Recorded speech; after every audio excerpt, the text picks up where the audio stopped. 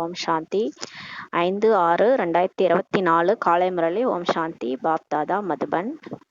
சிவபகவானே பிரம்மா பாபா உடல்ல அவதரிச்சு நமக்காக ஆசிரியராகி பாடம் எடுக்க வந்திருக்கிறாரு. அவருடைய நம்மெல்லாம் இறை மாணவர்கள்.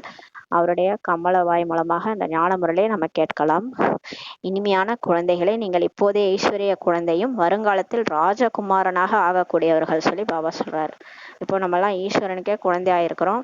பாபா நம்மளை தத்தெடுத்துக்கிறாரு.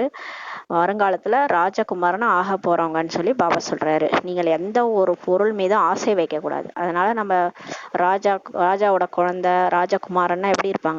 எதன் மேலேயும் ஆசைப்பட மாட்டாங்க. அவங்களுக்கு எல்லாமே பிராப்தி ஆயிரும், எல்லாமே இருக்கும். அவங்கள சுத்தி எல்லாமே பிராப்தியா கிடைச்சிருக்கும் போது அவங்க எது மேலும் ஆசையை வைக்க தேவையில்ல. அது மாதிரி நம்மளை இப்ப இருக்க சொல்றாரு. நீங்க எந்த ஒரு பொருள் மீதும் ஆசை வைக்க கூடாது சொல்லி சொல்றாரு. யாரிடமும் எதையுமே யாசிக்கவும் கூடாது. கேட்பதை விட இறப்பதே மேல்னு சொல்லி அன்னைக்கு சொன்னார் இல்லையா? அந்த மாதிரி நம்ம யார்ட்டையும் போய் எதையும் கேட்கவே கூடாது. எது வேணுமோ அவ பாபாட்ட கேட்டா பாபா எல்லாத்தையும் நமக்கு கொடுத்துருவாருன்னு சொல்லி சொல்றாரு. கேள்வி: உடல் நலத்தை சரியாக வைத்திருப்பதற்கு எந்த ஒரு ஆதாரம் வேண்டியதில்லை சொல்லி பாபா சொல்றாரு. இப்ப பிகேஸ் எல்லாருக்குமே உடம்பு சரியில்லை, ஏதாவது ஒரு பிரச்சனை எல்லாருக்கும் வந்துட்டு இருக்குது. அதனால பாபா சொல்றாங்க, உடல் நலத்தை சரியா வச்சுக்கிறதுக்கு எந்த ஒரு ஆதாரம் தேவையில்லை, வேண்டியதில்லை சொல்லி பாபா சொல்றாரு. பதில் என்னன்னா, அநேக குழந்தைகள் நினைக்கிறாங்க வைபவங்களின் உபகரணங்கள் பொருட்கள் ஆதாரத்துல உடல் நலம் சரியாக இருக்கும்னு நினைக்கிறாங்க. இப்போ பிகேஸ் எல்லாருமே என்ன நினைக்கிறாங்கன்னா, நம்ம இந்த மாதிரி நிறைய பொருட்கள் வாங்கி, இப்போ உடம்பு சரியில்லைன்னா இந்த பொருட்களை சாப்பிட்டா நல்லாயிடும், இந்த மாதிரி இந்த பாதாம் பிஸ்தா இதெல்லாம் சாப்பிட்டோன்னா உடம்பு நல்லா ஆரோக்கியமா இருக்கும் அப்படின்னு நினைச்சிட்டு அந்த பொருட்கள்லாம் வாங்கி அதோட ஆதாரத்துல உடல் நல்லா இருக்கும்னு நினைக்கிறாங்க. பாபா சொல்றாரு, ஆனால் பாபா சொல்கிறார், குழந்தைகளே, இங்கே நீங்கள் பொருட்கள் மீது ஆசையை வைக்க கூடாதுன்னு சொல்லி பாபா சொல்றாரு. இங்க நீங்க பொருட்கள் மீதெல்லாம் ஆசை வைக்க கூடாது. வைபவங்களால உடல் நலம் சரியாகாது. நீங்க என்னதான் பண்ணாலும் அதனால உடல் நலம் சரியாகாது. உடல் நலம் எப்படி சரியாகும்னா, உடல் நலத்தை சரியாக வைத்திருப்பதற்காக நினைவு யாத்திரை வேண்டும். பாபாவை நினைக்கணும். பாபாவை நினைச்சாதான் உடல் நலம் சரியாகும். குஷி போன்ற டானிக் வேறு எதுவுமே இல்லை என சொல்லப்படுகின்றது. குஷியா இருக்கிறது தான் ஒரு பெரிய டானிக்கே. குஷியா இருந்தீங்கன்னா தானாவே உடம்பு சரியாயிடும் சொல்லி சொல்றாரு. அதனாலதான் டாக்டர்களை கூட சொல்றாங்க, சந்தோஷமா இருந்தாலே உடம்புல ஒரு இது ஹார்மோன் சுரக்குது, டோபர்மைன் ஒரு ஹார்மோன் சுரக்குது. அதன் மூலமா என்ன ஆயிடுதான், எல்லா நோயுமே போயிருதுன்னு சொல்லி டாக்டர்ஸுங்களே சொல்றாங்க. அதான் பாபா சொல்றாரு, குஷியா இருந்தாலே போதும். அந்த சோகமா கவலையா இருந்தாதான் உடம்புல எல்லா பிரச்சனைகளும் வருது. பாபா சொல்றாரு, குஷி போன்ற டானிக்கே வேற எதுவும் இல்லை. பாபா நினைக்க நினைக்க அந்த குஷி வருது.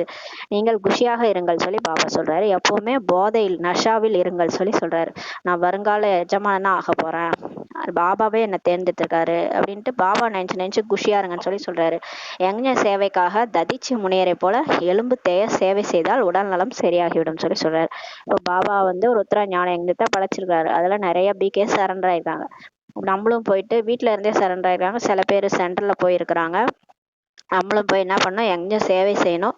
ததிச்சு முனிவர் அவர் எலும்பு தேய சேவை செஞ்ச மாதிரி நம்மளும் நம்மளுடைய உடலை பாபாவுடைய யஜ்ஞ சேவைத்துக்காக கொடுக்கணும். கொடுக்கும்போது உடல் நலம் சரியாயிடும் சொல்லி சொல்றாரு. அந்த ததிச்சு முனிவர் அந்த தேவதைகள் அந்த ஏதோ ஒரு அரக்கர்கள் அவங்கள ஏதோ ஆயுதங்கள் எல்லாம் கடத்த வந்திருக்கிறான்னு சொல்லிட்டு அந்த ஆயுதங்கள்லாம் கொடுத்துட்டு போயிடுவாரு. அந்த ததிச்சு முனிவர்கிட்ட தேவதைகள் கொடுத்துட்டு போவாங்க. அவர் என்ன பண்ணுவாரு, அதெல்லாம் முதுகெலும்பா எடுத்து செஞ்சு வச்சுக்குவாரு அந்த ஆயுதங்களை. அப்போ அரக்கன் பார்த்துட்டு இல்லைன்னு சொல்லிட்டு போயிடுவான். அப்போ தேவதைகள் திரும்ப கேட்கும்போது அவர் என்ன பண்ணுவாரு, அவர் உடம்பே எரிச்சு அந்த முதுகெலும்பே எடுத்து அந்த தேவதைகள்கிட்ட இதுதான் உங்களுடைய ஆயுதங்கள்னு சொல்லி கொடுப்பாரு. அந்த மாதிரி அவருடைய உடம்பே அவர் தேவதைகளுக்காக கொடுத்துட்டாரு இல்லையா? அந்த மாதிரி நம்ம எலும்பு தேய நம்ம சேவை செய்யணும்னு சொல்லி பாபா சொல்றாரு. அதுக்காக நம்ம உடம்பே கொடுக்கணும் அப்படிலாம் கிடையாது. நம்ம போய் சேவை பண்ணாலே போதும். நம்ம சென்டர்ல நம்மளுடைய உடலை அர்ப்பணிக்கணும். உடலை அர்ப்பணிக்கும் போது அந்த உடல் நலம் சரியாகும்னு சொல்லி பாபா சொல்றாரு. இப்போ உடம்பு சரியில்லைன்னு பாபாக்காக சேவை செய்யும் போது அந்த உடல் நலம் கூட சரியாயிடும் சொல்லி பாபா சொல்றாரு. ஓம் சாந்தி. பாபா செய்பவர் எனப்படுகிறார். பாபா தான் செய்பவர் கரன்காராவர். அவர் தான் நம்ம செய்யறவரும் அவர் தான், செய்ய வைக்கிறவரும் அவர் தான் சொல்லி சொல்லப்படுறார். நீங்கள் ராஜகுமாரர்கள், நம்மளாம் ராஜகுமாரர்கள். உங்களுக்கு இந்த சிருஷ்டியில் உயர்ந்த இடம் இருக்கிறது சொல்லி பாபா சொல்றாரு. பாருங்க, நம்ம பாபாவுக்கு பக்கத்துல பரந்தாமத்துல இருக்கிறவங்க நேரடி குழந்தைகள். பாபா வந்தோடனே அவர் யாருன்னு தெரிஞ்சுக்கிட்டு அவரால் தேர்ந்தெடுக்கப்பட்ட குழந்தைகள், அவரோட சேவைக்காக அர்ப்பணிக்கப்பட்ட குழந்தைகள் நம்ம உயர்ந்த இடமே நமக்கு இந்த சிருஷ்டியில இருக்குன்னு சொல்லி சொல்றாரு. குழந்தைகளாக உங்களுக்கு அந்த நஷா இருக்க வேண்டும் சொல்லி சொல்றாரு. எப்பவுமே எந்த நஷா இருக்கணும்? நாம் இறைவனின் குழந்தைகள்ன்ற நஷா இருக்கணும். பாருங்க, கடவுளே என்னுடைய அப்பா, அவருடைய குழந்தை நான்னும் போது எவ்வளவு ஒரு நஷா வரும். அந்த இறைவனின் வழிமுறைப்படி இப்போது மீண்டும் நம்முடைய ராஜ்ய பாக்கியத்தை உருவாக்கி கொண்டிருக்கிறோம் சொல்லி சொல்றாரு. இப்ப நம்ம ஸ்ரீமத் படி நடந்துதான் ஒரு ராஜ்யத்தை உருவாக்கிட்டு இருக்கிறோம் சொல்லி சொல்றாரு. இதுவும் கூட யாருடைய புத்தியிலுமே நினைவிருப்பதில்லை சொல்லி பாபா சொல்றாரு. பாபா அனைத்து சென்டர்களின் குழந்தைகளுக்காகவும் சொல்றாரு. அநேக சென்டர்கள், அநேக குழந்தைகள் வருகின்றனர். நிறைய சென்டர்ல நிறைய குழந்தைகள் வராங்க. ஒவ்வொருவருடைய புத்தியிலும் சதா நினைவிருக்க வேண்டும், நாம் பாபாவின் ஸ்ரீமத் படி மீண்டும் உலகத்தில் சாந்தி சுகத்தினுடைய ராஜ்யத்தை ஸ்தாபனை செய்து கொண்டிருக்கிறோம்ன்றது புத்தியில எல்லாருக்கும் இருக்கணும்னு சொல்லி சொல்றாரு. ஸ்ரீமத் படி நடந்து இந்த உலகத்துல சாந்தியும் சுகத்தின் ராஜ்யத்தை உருவாக்கிட்டு இருக்கிறோம் அப்படின்றது ஞாபகம் இருக்கணும்னு சொல்லி சொல்றாரு. சுகம், சாந்தி இந்த 2 சொற்களைத்தான் நினைவு செய்ய வேண்டும். எப்பயுமே நம்ம சுகமா இருக்கணும், சாந்தியா இருக்கணும். எல்லாரும் இதானே விரும்புறாங்க. சுகமா இருக்கணும், அமைதியா இருக்கணும், எந்த பிரச்சனையும் இருக்கக்கூடாது, ஜாலியா இருக்கணும், அதுதானே நம்ம விரும்புறோம். அந்த மாதிரி கிடைக்க போகுது. அது அந்த உலகத்துக்கே நம்ம போக போறோம். இந்த 2 சொற்களை மட்டும் நினைவு செய்யுங்கன்னு சொல்லி பாபா சொல்றாரு. குழந்தைகளாகி உங்களுக்கு எவ்வளவு ஞானம் கிடைக்கின்றது பாருங்க. பாபா இப்ப எவ்வளவு சொல்லி புரிய வைக்கிறாரு, எவ்வளவு அறிவு கொடுக்குறாரு. உங்களுடைய புத்தி எவ்வளவு விசாலமாக வேண்டும். பாபா அவ்வளோ புத்திக்கு பாடம் போகட்டும் போது அது எப்படி விரிவடையணும் இல்லையா சொல்லி சொல்றாரு. இதில் குறுகலான புத்தி செல்லாது. நம்ம குறுகிய புத்தி, நான், எனது, என் குடும்பம் அப்படின்னு ஒரு செவத்துக்குள்ள அப்படி வாழறது நல்ல செல்லாதுன்னு சொல்லி சொல்றாரு. உலகமே நம்மளுடையது, அந்த மாதிரி நம்ம புத்தி மாறணும்னு சொல்றாரு. தன்னை ஈஸ்வரிய குழந்தை என உணருங்கள். நாம் கடவுளுடைய குழந்தை அப்படின்னு புரிஞ்சுக்கோங்க. அப்போதுதான் பாவங்கள் முடிந்து போகும் சொல்லி பாபா சொல்றாரு. பாபா நினைக்க நினைக்க பாவம் முடிஞ்சிருன்றாரு. அநேகருக்கு பாபாவின் நினைவு நாள் முழுவதும் அநேகருக்கு பாபாவின் நினைவு நாள் முழுவதும் இருப்பதில்லை சொல்லி பாபா சொல்றாரு. நிறைய பேருக்கு பாபாவோட நினைவு முழு நாளும் இருக்கிறது இல்ல, அடிக்கடி மறந்துடுறாங்க. பாபா கேட்கிறார், உங்கள் புத்தி ஏன் மந்தமாகி விடுகின்றது அப்படின்னு சொல்லி பாபா கேட்கிறாரு. சென்டர்களுக்கு இப்படிப்பட்ட குழந்தைகளும் வருகிறார்கள். அவர்களுடைய புத்தியில் நாம் ஸ்ரீமத் படி உலகத்தில் நம்முடைய தெய்வீக ராஜ்யத்தை ஸ்தாபனை செய்து கொண்டிருக்கிறோம் என்பதே இல்லை சொல்லி சொல்றார். நிறைய குழந்தைகள் வராங்க, ரொம்ப மந்தமா இருக்கிறாங்க. அவங்களுக்கு புத்தியில இல்ல நம்ம பாபா குழந்தையாகி தெய்வீக ராஜ்யத்தை ஸ்தாபனை பண்ணிட்டு இருக்கிறோன்றது கூட ஞாபகமே இல்லைன்னு சொல்லி சொல்றாரு. உள்ளுக்குள்ள அந்த போதை பெருமை இருக்கணும். முரளி கேட்கும் போது கூட மெய் சிலிர்த்து போகணும்னு சொல்லி சொல்றாரு. முரளி கேட்கும்போது கடவுளே எனக்கு இதை படிப்பிச்சுட்டு இருக்கிறாரு, ஆசிரியரா வந்திருக்கிறாருன்னு அதை எப்படி கேட்கணும், அந்த ஒரு நஷாவே இல்லைன்னு சொல்லி சொல்றாரு. இங்கோ பாபா பார்க்கின்றார், குழந்தைகளுக்கு இன்னும் மெய் சிலுப்பதே இல்லை, உடல் சிலுக்கவே மாட்டேதான், அப்படியே ஏனோன்ட்டு உட்காந்துருக்கிறாங்களா குழந்தைகள். ஏன் அப்படி இருக்கிறீங்கன்னு சொல்லி கேட்கிறார். அநேக குழந்தைகளின் புத்தியில் இது நினைவே இருப்பதில்லை. நாம் ஸ்ரீமத் படி பாபா நினைவினால் பாவங்களை விநாசம் செய்து நம்முடைய ராஜதானியை ஸ்தாபனை செய்துட்டு இருக்கிறோம். இது அவங்க புத்தியிலே இல்லைன்னு சொல்லி சொல்றாரு. தினந்தோறும் பாபா சொல்லி புரிய வைக்கிறார். குழந்தைகளே, நீங்க எல்லாம் போர் வீரர்கள், ராவணனை வெற்றி கொள்பவர்கள்னு சொல்லி நம்ம புரிய வைக்கிறார். அந்த மாயா ராவணன் காமம், கோபம், பற்று, ஆசை, அகங்காரம் தான் நம்மளோட எதிரி, அதை நம்ம வெல்ல போறோம், நம்மளாம் போர் வீரர்கள் சொல்லி புரிய வைக்கிறாரு. பாபா உங்களை கோயிலுக்கு தகுதியானவர்களாக ஆக்குகிறார். நம்ம எப்படி ரொம்ப கீழ்த்தரமா ஆயிட்டோம் இல்லையா, தமோ பிரதான நிலையில அடைஞ்சிட்டோம். இப்ப நம்மள அந்த கோயிலுக்கு தகுதியானவரா போற்றி புகழ் பாடுறக்கூடியவங்களா, புகழுக்கு உரியவர்களா பாபா ஆக்குறாரு. ஆனால் அவ்வளவு நஷா அல்லது குஷி குழந்தைகளுக்கு இருப்பதே இல்லை சொல்லி பாபா சொல்றாரு. அந்த மாதிரி பாபா என்னை மாத்திட்டு இருக்கிறாரு. இறைவனே என்னை தேர்ந்தெடுத்து மாத்திட்டு இருக்காருன்னா அந்த அளவுக்கு ஒரு போதையும் குஷியும் குழந்தைக்கு ஏன் இருக்கிறது இல்லைன்னு சொல்லி கேட்கிறாரு. ஏதேனும் ஒரு பொருள் கிடைக்கவில்லை என்றால் கோபித்துக் கொள்வார்கள். குழந்தைகளின் நிலையை பார்த்து பாபாவுக்கு ஆச்சரியமாக உள்ளது சொல்லி சொல்றார். எல்லாரும் ஏதாவது ஒரு பொருள் கிடைக்கலன்னா உடனே பாபாட்டே கோச்சிக்கிறாங்களாம். பாபாவுடைய குழந்தைகளுடைய நிலையை பார்த்தா பாபாவுக்கே ஆச்சரியமா இருக்குதான். மாயாவின் சங்கிலியில ரொம்ப சிக்கிக்கிட்டு இருக்கிறாங்கன்னு சொல்லி சொல்றாரு. உங்களுடைய மதிப்பு, உங்களுடைய நடவடிக்கைகள், உங்களுடைய குஷி அற்புதமானதாக இருக்க வேண்டும் சொல்லி சொல்றாரு. உங்களை பார்க்கும் போதே எல்லாருக்கும் இவங்க யாரோ தேவதை மேல இருந்து இறங்கி வந்த மாதிரி இருக்குது. அவங்களுடைய நடவடிக்கை அப்படி இருக்கணும், குஷி அப்படி இருக்கணும். உங்களை பார்த்தாலே இவங்களுக்கு ஏதோ கிடைச்சிருக்குன்ற மாதிரி எல்லாருக்கும் தோணணும். உங்களுடைய மதிப்பு கூட உயர்ந்ததா இருக்கணும், அற்புதமானதாக இருக்கணும்னு சொல்லி சொல்றாரு. யார் உற்றார் உறவினை மறப்பதில்லையோ அவர்களுக்கு ஒருபோதும் பாபாவை நினைவு செய்யவே முடியாது சொல்லி சொல்றாரு. நாள் முழுவதும் இவங்க அவங்க அவங்க என்ன இப்படி சொல்லிட்டாங்க, இப்படி பேசிட்டாங்க, அப்படி இப்படின்னு ஏதாவது உற்றார் உறவினரே நினைச்சிட்டு இருந்தோம்னா பாபாவை நம்மளால நினைக்கவே முடியாது சொல்லி சொல்றாரு. பிறகு என்ன பதவி அடைவாங்க, வியப்பாக உள்ளது சொல்லி சொல்றாரு. இது மாதிரி நீங்க யாரையாவது நினைச்சிட்டு என்ன நினைக்காம இருந்தீங்கன்னா சொர்க்கத்துல நீங்க என்ன பதவி அடைவீங்கன்னு சொல்லி கேக்குறாரு பாபா. வியப்பா இருக்குதான் பாபாவுக்கு. கடவுளே கிடைச்சு கூட கடவுளை நினைக்காம யாரையும் நினைச்சிட்டு இருக்கிறீங்களேன்னு சொல்லி கேக்குறாரு. குழந்தைகளாகிய உங்களுக்கும் மிகுந்த நஷா இருக்க வேண்டும், போதை இருக்கணும். உங்களுக்கு போதை ஏத்துறாரு டெய்லி முரளில ஆனாலும் போதை இறங்கி போயிடுது. தன்னை ஈஸ்வரிய குழந்தை என புரிந்து கொண்டிருப்பீர்களானால் யாசிப்பதற்கான தேவையே இருக்காது சொல்லி சொல்றாரு. நீங்க வந்து நான் கடவுளோடைய குழந்தை, எனக்கு அவர் எல்லாமே கொடுப்பாரு, நான் யார்கிட்டயும் போய் எதையும் கேட்க வேண்டிய அவசியம் இல்லை அப்படின்னு புரிஞ்சுட்டு இருந்தீங்கன்னா நீங்க போய் யார்கிட்டயும் எதையுமே கேட்க வேண்டிய தேவையே இருக்காது சொல்லி சொல்றாரு. எல்லாம் உங்களை தேடி வரும். பாபா என்ன நேரத்துல என்ன வேணுமோ எல்லாமே செய்வாருன்னு சொல்லி சொல்றாரு. பாபாவோ நமக்கு இவ்வளவு அளவற்ற கஜானாவே தருகிறார். இப்ப பாபா எவ்வளவு கஜானா கொடுத்திருக்கிறாரு நமக்கு. அதன் மூலம் 21 பிறவிகள் வரை எதையுமே நம்ம யாசிக்க தேவையில்லை. 21 பிறவி சொர்க்கத்துல போய் எல்லாமே நிறைஞ்சிருக்கும். தேவதைகளுக்கு இது வேணும் அது வேணும்னு எதுவுமே இருக்காது, எல்லாமே நிறைஞ்சிருக்கும் சொல்லி சொல்றாரு. அந்த அளவுக்கு போதை இருக்க வேண்டும் சொல்லி பாபா சொல்றாரு. ஆனா முற்றிலும் மந்தமான குறுகிய புத்தி குழந்தைகளாகிய உங்கள் புத்தியோ அடி நீளம் இருக்க வேண்டும் சொல்லி சொல்றாரு. ஆனா இப்ப வந்து மந்தமான குறுகிய புத்தியே உடையவங்களா இருக்கிறாங்களாம் இப்ப குழந்தைகளாகிய உங்கள் புத்தி இப்ப எப்படி இருக்கணும், அடி நீளமா இருக்கணும்னு சொல்லி சொல்றாரு. இந்த டைம்ல அந்த மாதிரி இருக்குன்னு சொல்றாரு. நஷா இல்ல, போதை இல்ல, மந்தமா இருக்கிறீங்கன்னு சொல்லி சொல்றாரு. மனிதர்களின் உயரம் வந்து அதிகபட்சம் 6 அடி 7 அடி இருக்கும். நம்ம 6 அடி மனுஷங்களை பார்த்திருக்கிறோம், 7 அடி கூட உயரமா ரொம்ப உயரமா மனுஷங்கள்லாம் பார்த்திருக்கிறோம்.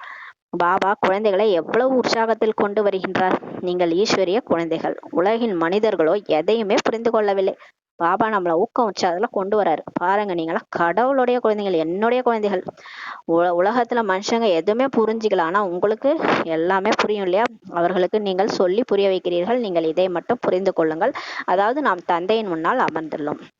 அங்க யாராவது புதுசா வந்தாங்கன்னா அவங்கள்ட்ட சொல்றோம், நீங்க வந்து உங்க அப்பா முன்னாடி உட்கார்ந்துருக்கிறீங்க, தந்தையை நினைவு செய்து கொண்டே இருப்போமானால் பாவங்கள் விநாசமாகிவிடும் சொல்லி பாபா சொல்றாரு. பாபா நினைச்சிட்டே இருந்தாலே போதும், பாவம் அழிஞ்சிரும். பாபா சொல்லி புரிய வைக்கிறார். குழந்தைகளே, மாயா உங்களுடைய கடுமையான விரோதி.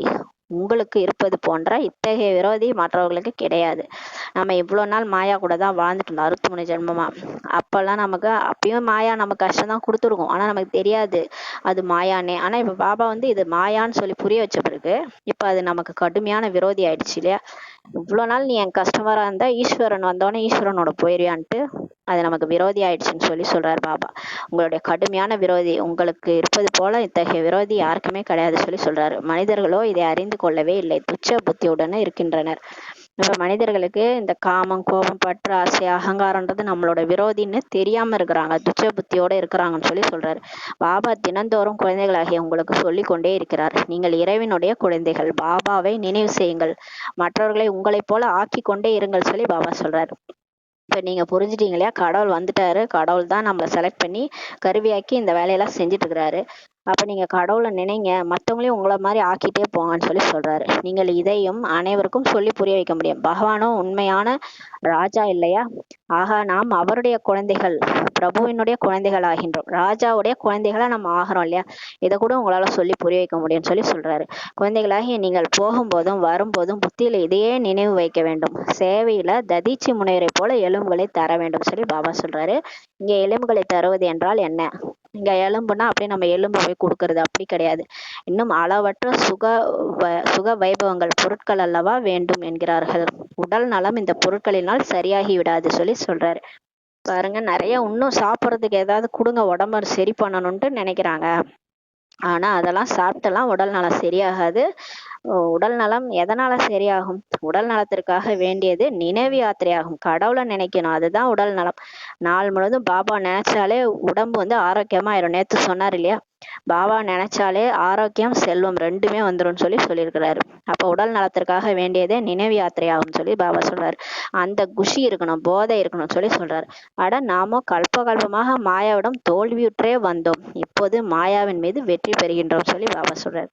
பாருங்க, நம்ம வந்து 5000 வருஷம் அதே மாதிரிதான் 5000 வருஷமா பாபா வந்து கூட மாயா நம்மளை தோல்வி அடையதானே வச்சுது. அப்புறம் கடைசியாதான் பாபாவினோட உதவினால நம்ம மாயா மீது வெற்றி அடைஞ்சோம் இல்லையா. இதே மாதிரிதான் நம்ம மாயா மீது வெற்றி அடையறோம்னு சொல்லி சொல்றாரு. பாபா வந்து வெற்றி பெற வைக்கின்றார். இப்ப நம்மளே தனியா எல்லாத்தையும் வெல்ல முடியாது, கடவுளோட சக்தி மூலமா தான் இப்ப பாபா அவரை நினைக்க வச்சு பாவத்தெல்லாம் அழிச்சு வெற்றி பெற வைக்கிறாரு. எல்லாரையுமே வெற்றி பெற வைக்கிறாரு. இப்போது பாரதத்தில் எவ்வளவு துக்கம் பாருங்க, அளவற்ற துக்கத்தை தருபவன் அந்த மாயா ராவணன். காமம், கோபம், பற்று, ஆசை, அகங்காரம், இதனாலதான் உலகமே துக்கத்துல ஆழ்ந்துட்டு இருக்குது. அது யாருமே புரிஞ்சுக்கல. அந்த மனிதர்கள் நினைக்கிறாங்க விமானம் உள்ளது, கார், மாளிகைகள்லாம் இருக்குது, இதுவே சொர்க்கம்னு நினைக்கிறாங்க. ஆனா இந்த உலகமே அழிந்து விட போகின்றது என்பதை அவர்கள் உணரவில்லை சொல்லி பாபா சொல்றாரு. லட்சக்கணக்குல கோடிக்கணக்குல செலவழிக்கிறாங்க இல்லையா. அணைகள் முதலியவற்றை கூட கட்டுகின்றனர். யுத்தத்திற்கான அந்த அணுகுண்டு போன்ற பொருட்கள் எல்லாம் எவ்வளவு எடுத்து கொண்டுள்ளனர் பாருங்க. இவை ஒருவர் மற்றவரை கூடியவைன்ட்டு தெரியாம செஞ்சுட்டு இருக்காங்க இல்லையா. பாபா சொல்றாரு அனாதைகள் இல்லையா, அனாதைகள் மாதிரி சண்டை போட்டுட்டு இருக்காங்க. வீட்டுல ஒரு அம்மா அப்பா இல்லாத குழந்தைங்க அடிச்சுக்குவோம்ல, அந்த மாதிரி உலகத்துல இந்த சகோதரர்கள் தான். அமெரிக்கா என்ன ரஷ்யான்னு எல்லாருமே பகவானுடைய குழந்தைகள் தான். ஒருத்தவங்க மத்தவங்களும் அனாதை மாதிரி இருந்துட்டு அடிச்சுக்கிறாங்கன்னு சொல்றாரு. எவ்வளவு சண்டை சச்சரவுகள் செய்கின்றனர், ஏற்கவே வேண்டாம் சொல்லி பாபா சொல்றாரு. எவ்வளவு குப்பைகள் நிறைந்துள்ளன, இதுதான் நரகம் எனப்படுகின்றது சொல்லி சொல்றாரு. இது பேர் சொர்க்கமா, இது நரகம்னு சொல்லி பாபா சொல்றாரு. சொர்க்கத்திற்கோ மிகுந்த மகிமை இருக்கிறது. சொர்க்கம்னா எப்படி இருக்கும் தெரியாமலே சொல்லிட்டு இருக்கிறாங்கன்றாரு. பரோடாவின் மகாராணியிடம் கேளுங்கள், மகாராஜா எங்க போய்விட்டார் என்று. பரோடால மகாராணி இருக்காங்க, அவங்கள்ட்ட போயிட்டு அவங்க மகாராஜா எங்க போனாருன்னு கேளுங்க, சொர்க்கவாசி ஆயிட்டாருன்னு சொல்லுவாங்கன்னு சொல்லி சொல்றாரு. சொர்க்கம் என சொல்லப்படுவது எது, இது யாருக்குமே தெரியாது சொல்லி சொல்றாரு. சொர்க்கம்னா என்ன, அது எப்படி இருக்கும்ட்டு யாருக்குமே தெரியாது. வாய்க்கு வந்தெல்லாம் சொல்லிட்டு இருக்கிறாங்க. எவ்வளவு பயங்கரமான இருள்ல இருக்கிறாங்க, நீங்களும் பயங்கர இருளில் தான் இருந்தீங்கன்னு சொல்லி சொல்றாரு. இப்போதுதான் பாபா வந்து சொல்கிறார், உங்களுக்கு ஈஸ்வரிய புத்தியை தருகிறேன், தன்னை ஈஸ்வரிய குழந்தை இளவரசன் என உணருங்கள் சொல்லி பாபா சொல்றாரு. இவ்வளவு நாள் நம்மளும் என்ன நினைச்சிட்டு இருந்தோம், பக்தி மார்க்கத்துல எதுவுமே நமக்கு தெரியாது. ஆனா இந்த காயமே இது பொய்யடா, காற்றடைத்த பயிர், இந்த உடல் நிரந்தரம் இல்ல, வாழ்க்கை நிரந்தரம் இல்ல, யாரும் நிரந்தரம் இல்ல, நம்ம வந்து ஆடக்கூடாது அப்படிலாம் பக்தியிலே புரிஞ்சிருந்தோம். ரொம்ப ஆடக்கூடாது, ஆடனா கஷ்டம் வரும், துன்பம் வரும்ட்டு. ஆனா நம்ம என்ன ஆகும், அடுத்த பிறவி என்ன, எங்க போக போறோம், இதுக்கு ஒரு முடிவே இல்லையா, முக்தி கிடைக்காதான்லாம் அலைஞ்சிட்டு இருந்தோம். ஆனா இப்ப பாபா வந்துதான் நமக்கு ஈஸ்வர புத்தியை கொடுக்குறாரு. உங்களை ஈஸ்வரியனுடைய குழந்தைன்னு நினைச்சுக்காங்க. குழந்தைகளே கவலைப்படாதீங்க, அடுத்த பிறவில நீங்க இளவரசன் ஆக போறீங்கன்னு சொல்லி நம்ம மனசை தேத்திட்டாரு இல்லையா. எவ்வளவு கவலையா இருந்தோம், இப்பதான் நம்ம வந்து விடுதலையே கிடைச்சிருக்கு. இளவரசன் என உணருங்கள் சொல்லி சொல்றாரு. ஏன்னா ராஜாவுடைய குழந்தை யாரு, இளவரசன் தானே. நம்மளாம் இளவரசன் சொல்லி பாபா சொல்றாரு. ராஜா சாஹேப் கற்றுத் தருகிறார், நம்மளுடைய ராஜா சாஹேப் ஈஸ்வரனே வந்து கற்றுக் கொடுக்குறாரு. இளவரசன் ஆக்குவதற்காக இப்ப நம்மளை வந்து பாடம் எடுத்து நம்மளை மாத்திட்டு இருக்கிறாரு. பாபா பழமொழி கூட சொல்கிறாரு இல்லையா, செம்மறியாட்டுக்கு என்ன தெரியும் அப்படின்னு ஒரு பழமொழி இருக்குதான். இப்போது நீங்கள் புரிந்து கொண்டீர்கள், மனிதர்கள் அனைவருமே செம்மறியாடு வெள்ளாடு போலவே உள்ளனர். இந்த செம்மறியாடு இருக்கும் இல்லையா, ஒண்ணு போனா அது மந்தையோடய சேர்ந்து எல்லா செம்மறியாடும் ஒரே லைன்லயே போயிட்டு இருக்கும். ஏன் எதுக்குன்னே கேள்வி கேட்காது, இந்த வழியில போவாதான்னு சொன்னா கேட்காது, ஒண்ணு போனா அது பின்னாடியே எல்லாம் போகும். அந்த மாதிரி இந்த மனுஷங்க செம்மறியாட்டு மந்தை மாதிரி இருக்கிறாங்க, வெள்ளாடு மாதிரி இருக்கிறாங்கன்னு சொல்லி பாபா சொல்றாரு. அவங்களுக்கு என்ன தெரியும், செம்மறியாட்டுக்கு என்ன தெரியும் சொல்லி பாபா சொல்றாரு. எதையுமே தெரிந்து கொள்ளவில்லை, உட்கார்ந்து என்னென்ன விழாமோ ஓமானம் சொல்கிறார்கள். நம்ம ஏதாவது ஒண்ணு ஞானத்தை சொன்னோம்னா அதுக்கு பதிலா ஏதாவது ஒண்ணு சொல்லிட்டு இருப்பாங்க. உங்களுடைய புத்தியில முதல் இடை கடையினுடைய ரகசியம் எல்லாமே இருக்குது சொல்லி சொல்றாரு. நல்லபடியாக நினைவு செய்யுங்கள். இப்போ உங்களுக்கு என்ன பிரச்சனை, நான் தான் உங்களுக்கு எல்லாம் சொல்லிட்டேன் இல்லையா, பாடம் எடுத்து எல்லாம் சொல்லி கொடுத்துட்டேன். நீங்க எப்படி நடிச்சு வந்தீங்க, முதல்ல நீங்க எப்படி இருந்தீங்க, அதை நினைவு பண்ணிட்டு உட்காந்துருங்கன்னு சொல்லி சொல்றாரு. நாம் உலகத்தில் சுகம் சாந்தியை ஸ்தாபனை செய்து கொண்டிருக்கிறோம் சொல்லி பாபா சொல்றாரு. இந்த உலகமே இப்ப துக்கம் அசாந்தியில இருக்குது. இப்ப கடவுளே வந்துட்டாரு, உலகத்துல சுகம் சாந்தியை ஸ்தாபனை செய்வதற்காக சொல்றாரு. யார் உதவியாளர் ஆகிறாங்களோ பாபாவுக்கு, கடவுளுக்கே உதவியாளர் ஆகிறாங்க, அவங்கதான் உயர்ந்த பதவி அடைவாங்கன்னு சொல்லி பாபா சொல்றாரு. அதையும் நீங்கள் பார்க்கிறீர்கள், யார் யார் உதவியாளர் ஆகிறார்கள் என்று. இப்ப நீங்களே பார்த்துட்டு தான் இருக்கிறீங்க, யார் யார் கடவுளுடைய உதவியாளர் ஆகிறாங்க. யார் தைரியம் அடி எடுத்து வைக்கிறாங்களோ அவங்கதான் கடவுளோட உதவியாளர்கள் சொல்லி சொல்றாரு. தனது மனதை ஒவ்வொருவரும் கேட்டுக்கொள்ளுங்கள், நாம் என்ன செய்து கொண்டிருக்கிறோம். இப்ப நீங்க ஒவ்வொரு பிகேஸும் உங்களை நீங்களே கேளுங்க, நம்ம என்ன பண்ணிட்டு இருக்கிறோம். நாம் செம்மறியாடு வெள்ளாடாக இல்லை தானே. நம்ம வந்து மற்ற மனுஷங்க மாதிரி ஒருத்தவங்க போற பாதையில அவங்க கூட நம்ம போறோமா, இல்ல கடவுளோட பாதையில போறோமான்ட்டு கேட்டுக்கங்கன்னு சொல்றாரு. மனிதர்களிடம் அகங்காரம் பாருங்கள் எவ்வளவு இருக்கிறது என்று, குர் என்று கோபத்தை காட்ட தலைப்படுகின்றனர் சொல்லி சொல்றாரு. பாபா சொல்றாரு, மனுஷங்கள்ட்ட எவ்வளவு ஈகோ இருக்கு பாருங்க, எவ்வளவு கோபம் வருது. கோபம் குறுன்னு கோபம் காட்டுறாங்களாம். உங்களுக்கோ பாபாவின் நினைவு இருக்க வேண்டும் சொல்லி பாபா சொல்றாரு. ஆனா நம்ம கோபப்படக்கூடாது, பாபா நினைவுல இருக்கணும்னு சொல்லி சொல்றாரு. சேவையில கூட எலும்புகளை கொடுக்கணும்னு சொல்லி சொல்றாரு. யாரையும் கோபப்பட வைக்க கூடாது. பாருங்க, எப்பயுமே கோபப்படக்கூடாதுன்னு தான் பாபா முரளியில சொல்லுவாரு. இன்னைக்கு முரளியில யாரையும் கோபப்பட வைக்க கூடாது, மத்தவங்களை கோபத்துக்கு கூட நம்ம ஆளாக கூடாது, அது கூட விகர்மம் தான் சொல்லி சொல்றாரு. யாரையுமே கோபப்பட வைக்க கூடாது, நம்ம செயல் அந்த மாதிரி இருக்கக்கூடாது. யார் மீதும் கோபப்படவும் கூடாது, யார் மேலேயும் நம்ம கோபப்படவும் கூடாது, ரெண்டுமே தவறுன்றாரு. அகங்காரமும் ஈகோவும் வரக்கூடாது சொல்லி சொல்றாரு. அகங்காரமா நான் யார் தெரியுமா அப்படிலாம் பேசக்கூடாது. நாம் இதை செய்கிறோம், நாம் இவ்வளவு திறமைசாலி, பாருங்க நான் தான் திறமைசாலி, எனக்கு எல்லாம் தெரியும் அப்படின்றது இது கூட வரக்கூடாது. இந்த சிந்தனை வருவதும் கூட தேக அபிமானமாகும் சொல்லி சொல்றாரு. எல்லாமே செய்பவர் பாபா. நம்ம எதுவுமே செய்யலை, எல்லாமே அவர் தான் செய்ய வைக்கிறாரு. நம்ம எதுவுமே கிடையாது. அந்த ஈகோவே இருக்கக்கூடாது, அந்த அகங்காரம் உங்களுக்கு வரவே கூடாது. அது கூட தேக அபிமானம் சொல்லி சொல்றாரு. அவர்களுடைய நடத்தையே அது போல ஆகிவிட்டது சொல்லி பாபா சொல்றாரு. அதனால் வெட்கம் வந்துவிடும். சிலரோட நடத்தையே அந்த மாதிரி ஆயிடுது, அதனால வெக்கம் வந்துரும் சொல்லி சொல்றாரு. இல்லை என்றால் உங்களுடையதை போன்ற சுகம் வேறு யாருக்குமே இருக்க முடியாது. ஆனா உங்களை மாதிரி பிகேஸ் அடிச்சுக்க ஆளே இருக்காது. அந்த மாதிரி சுகம் உங்களுக்கு கிடைக்குது. ஏன்னா கடவுளுடைய உதவியாளர்கள் நீங்க, கடவுள் கூடயே வாழ்ந்துட்டு இருக்கிறீங்க இல்லையா. இது புத்தியில் நினைவு இருந்தால் நீங்கள் ஜொலித்து கொண்டே இருப்பீர்கள் சொல்லி சொல்றாரு. இந்த மாதிரி நான் என்ன மாதிரி அதிர்ஷ்டசாலி யாருமே இல்லை, என்ன மாதிரி சுகம் அடைகிறவங்க யாருமே கிடையாது. என் கூட கடவுளே இருக்கிறாருன்னு நினைச்சுன்னு இருந்தீங்கன்னா உங்களை மாதிரி ஜொலிக்கிறவங்க யாருமே இருக்க மாட்டாங்கன்னு சொல்லி சொல்றாரு. நீங்க ஜொலிச்சுக்கிட்டே இருப்பீங்கன்னு சொல்லி சொல்றாரு. சென்ட்ரல் சிலரோ நல்ல மகாரதிகராக உள்ளனர், சிலர் குதிரைப்படை, சிலர் காலாட்படையா கூட இருக்கிறாங்கன்னு சொல்லி சொல்றாரு. இதில் மிகவும் விசால புத்தி வேண்டும் சொல்லி பாபா சொல்றாரு. நிறைய பேர் நல்ல முயற்சி செய்யறவங்க யானை படைகளா இருக்கிறாங்க, மகாரதிகளா இருக்கிறாங்க, சிலர் குதிரை படையா இருக்கிறாங்க, சிலர் காலாட்படை மாதிரி இருக்கிறாங்கன்னு சொல்லி சொல்றாரு. எப்படியெல்லாம் பிராமணிகள் உள்ளனர், சிலரோ மிகவும் உதவியாளராக உள்ளனர். சேவையில் எவ்வளவு குஷி உள்ளது. நிறைய பிகேஸ் நல்லா உதவியாளரா இருக்கிறாங்க, நல்ல சேவை செய்யறாங்க. அவங்க சேவை செஞ்சாலே அவங்களுக்கு குஷி வருது. உங்களுக்கு கூட போதை ஏற வேண்டும் சொல்லி பாபா சொல்றாரு. சேவை இல்லாமல் என்ன பதவி பெறுவீர்கள். சேவையே செய்யாம சாப்பிட்டு சாப்பிட்டு இருந்தோம்னா நம்ம என்ன பதவி அடைய முடியும்னு சொல்லி சொல்றாரு. அம்மா அப்பாவுக்கோ குழந்தைகள் மீது மதிப்பு இருக்கும் சொல்லி பாபா சொல்றாரு. பாருங்க, அம்மா அப்பா குழந்தைகளை பார்க்கும்போது எப்ப மதிப்பு இருக்கும், சேவை பண்ணாதானே மதிப்பு இருக்கும். ஆனால் அவர்கள் தங்களுடைய மதிப்பை காப்பாற்றிக் கொள்ளவில்லை என்றால் பாபா என்ன சொல்வார் சொல்லி சொல்றாரு. நம்ம அம்மா அப்பா யாரு, பிரம்மா பாபா, சிவ பாபா, அவங்க ரெண்டு பேரும் நம்ம மேல மதிப்பு வைப்பாங்க எப்பன்னா நான் அவரோட சேவை செய்யும் போதுதான். ஆனா அவங்களுடைய மதிப்பை, நம்மளோட மதிப்பை நம்ம காப்பாத்திக்கலன்னா பாபா என்ன செய்வாருன்னு சொல்லி சொல்றாரு. குழந்தைகளாகிய நீங்கள் ஒரு சில சொற்களிலேயே அனைவருக்கும் பாபாவின் அறிமுகம் கொடுக்க வேண்டும். சொல்லுங்கள், பாபா சொல்கிறார், மன்மனா பவ. ஒன்னு ரெண்டு வார்த்தை சொல்லுங்க, போய் சொன்னீங்கனாலே உங்களோட பாபாவுடைய அறிமுகத்தை உங்களால கொடுக்க முடியும். யார் வந்தாலும் சொல்லுங்க, மன்மனா பவ. நம்ம எல்லாம் அந்த உடம்பு கிடையாது, நம்ம ஆத்மா. ஆத்மான்னு உணர்ந்து பரம்பிதா பரமாத்மா சிவன் அவர் தான் ஒரே கடவுளுக்கு, உலகம் முழுதான் கடவுள் ஒருத்தர் தான். ஒன்றே குலம் ஒருவனே தேவன் கூட பாடியிருக்காங்கல்ல. உலகம் முழுக்க ஒரே தேவன் தான், அவரு தான் பரம்பிதா பரமாத்மா. அவரை நினைவு செய்யுங்க, பாவம் அழிஞ்சிரும். இத சொன்னாலே போதும்னு சொல்லி சொல்றாரு. கீதையில் கொஞ்சம் சொற்கள் மாவில் உப்பு போல இருக்கின்றன சொல்லி சொல்றாரு. பாருங்க, பகவத்கீதையில ஃபர்ஸ்ட் பேஜ் எடுத்தாலே எல்லா விஷயமே இருக்குது. கடவுள் பிறப்பிறப்புல வர்றதில்லைன்னு போட்டிருக்குது. ஒரு வயோதிகர் உடல்ல பிரவேசமாயி சொல்றேன்னு சொல்லி போட்டிருக்குது.